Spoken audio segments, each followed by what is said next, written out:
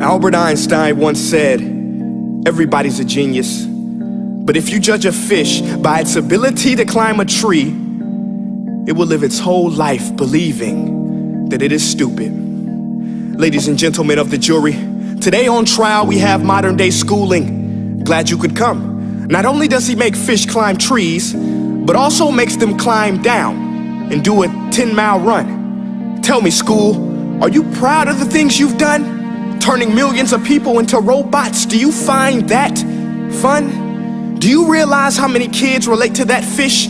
Swimming upstream in class, never finding their gifts, thinking they are stupid, believing they are useless? Well, the time has come, no more excuses. I call school to the stand and accuse him of killing creativity, individuality, and being intellectually abusive.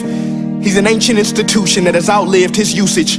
So, Your Honor, this concludes my opening statement, and if I may present the evidence of my case, I will prove it. Proceed. Exhibit A. Here's a modern day phone. Recognize it? Here's a phone from 150 years ago. Big difference, right?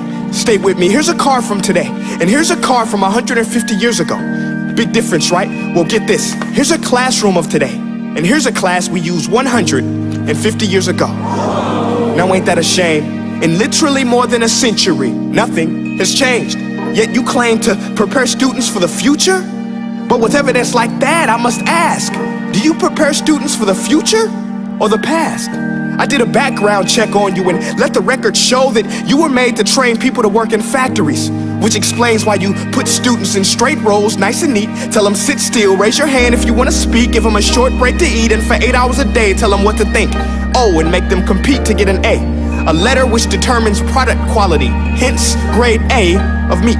I get it. Back then, times were different. We all have a past. I myself am no Gandhi. But today, we don't need to make robot zombies. The world has progressed. And now we need people who think creatively, innovatively, critically, independently, with the ability to connect. See, every scientist will tell you that no two brains are the same. And every parent with 2 or more children will confirm that claim. So please explain why you treat students like cookie cutter frames or snapback hats, giving them this one-size-fits-all crap. Watch your language. Sorry, Your Honor, but if a doctor prescribed the exact same medicine to all of his patients, the results will be tragic. So many people would get sick, yet when it comes to school, this is exactly what happens, this educational malpractice, where one teacher stands in front of 20 kids, each one having different strengths, different needs, different gifts, different dreams, and you teach the same thing the same way? That's horrific. Ladies and gentlemen, the defendant should not be acquitted. This may be one of the worst criminal offenses ever to be committed. And let's mention the way you treat your employees. Objection. Overruled. I want to hear this. It's a shame. I mean, teachers have the most important job on the planet, yet they're underpaid? No wonder so many students are short-changed. Let's be honest, teachers should earn just as much as doctors, because a doctor can do heart surgery and save the life of a kid, but a great teacher can reach the heart of that kid and allow him to truly live. See, teachers are heroes that often get blamed, but they're not the problem. They work in a system without many options or rights. Curriculums are created by policymakers, most of which have never taught a day in their life. Just obsessed with standardized tests. They think bubbling in a multiple choice question will determine success. That's outlandish. In fact, these tests are too cruel to be used and should be abandoned, but don't take my word for it. Take Frederick J. Kelly, the man who invented standardized testing, who said, and I quote, "These tests are too cruel to be used and should be abandoned." Ladies and gentlemen of the jury, if we continue down this road, the results will be lethal. I don't have much faith in school, but I do have faith in people. And if we can customize healthcare, cars, and Facebook pages, then it is our duty to do the same for education, to upgrade it, change it, do away with school spirit, because that's useless.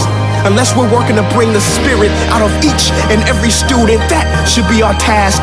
No more Common Core. Instead, let's reach the core of every heart in every class. Sure, math is important, but no more than art or dance. Let's give every gift an equal chance. I know this sounds like a dream, but countries like Finland are doing impressive things.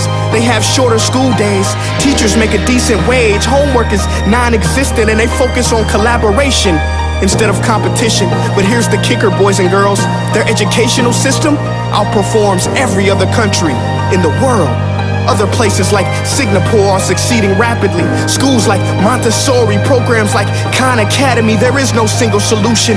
But let's get moving, because while students may be 20% of our population, they are 100% of our future. So let's attend to their dreams, and there's no telling what we can achieve. This is a world in which I believe, a world where fish are no longer forced to climb trees. I'll rest my case.